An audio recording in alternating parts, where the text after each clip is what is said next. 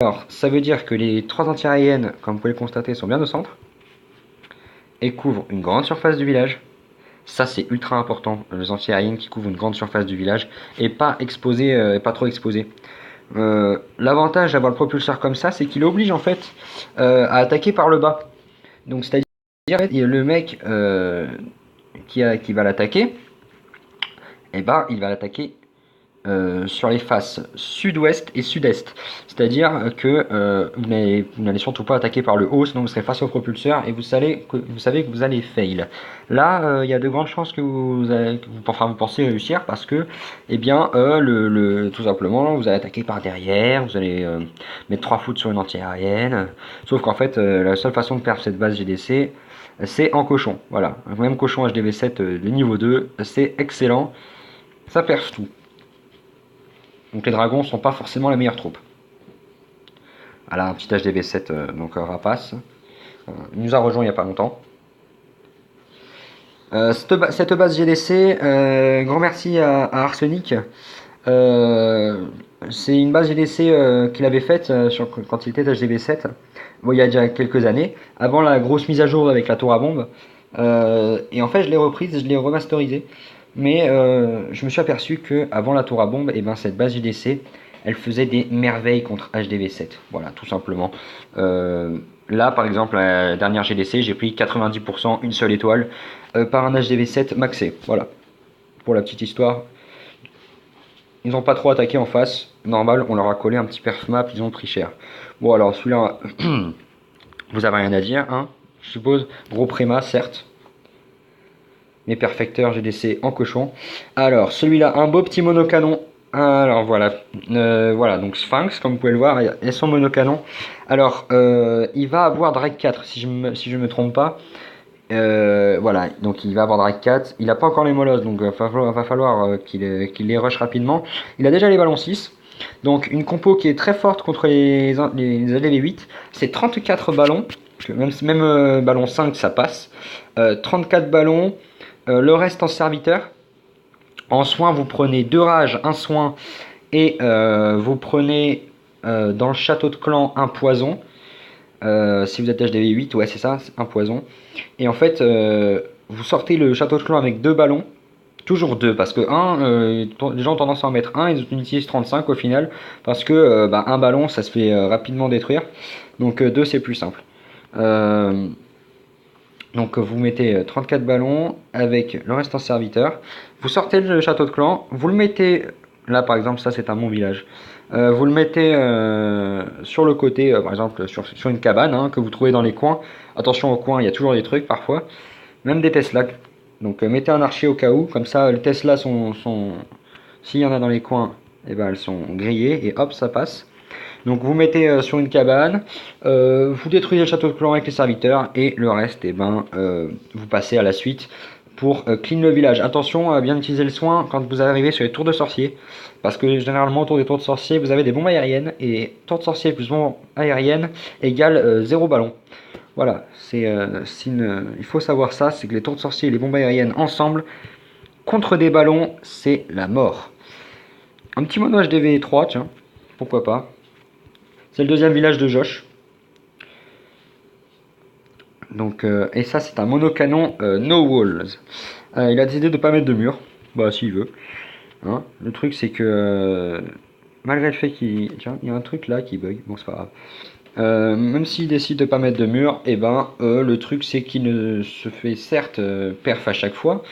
Mais il ramène tout de même 6 étoiles par GDC. Donc, grand merci à Wiz pour son monocanon, qui est toujours pratique, hein, parce que d'ailleurs, si vous regardez en face, voilà, donc vous pouvez voir qu'il y a 2 petits HDV 10 et un HDV 8 bien bas. Donc logiquement, si on regarde les 5, 9 et 13, on va se taper des Drag 4 et un Drag 3, je pense.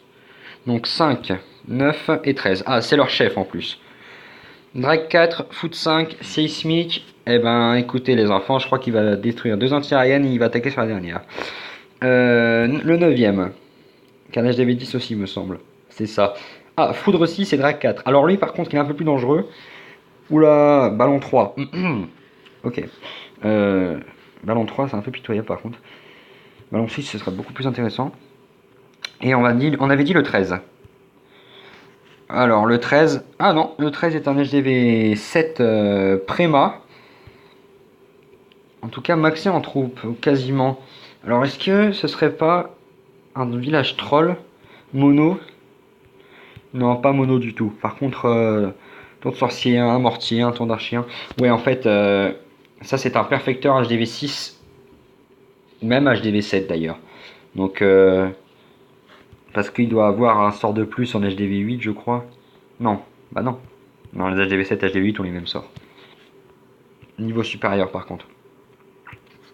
Voilà, donc le petit récap de cette vidéo, c'est pour les HDV, maxez-les. Hein. Ne passez pas, ne passez surtout pas l'HDV avant d'avoir maxé au moins les murs. Parce que sinon, en GDC, vous allez prendre extrêmement cher. Pour les défenses, vous avez les tableaux récapitulatifs sur clashofclans.fr. Vous tapez COCFR et il va vous le trouver.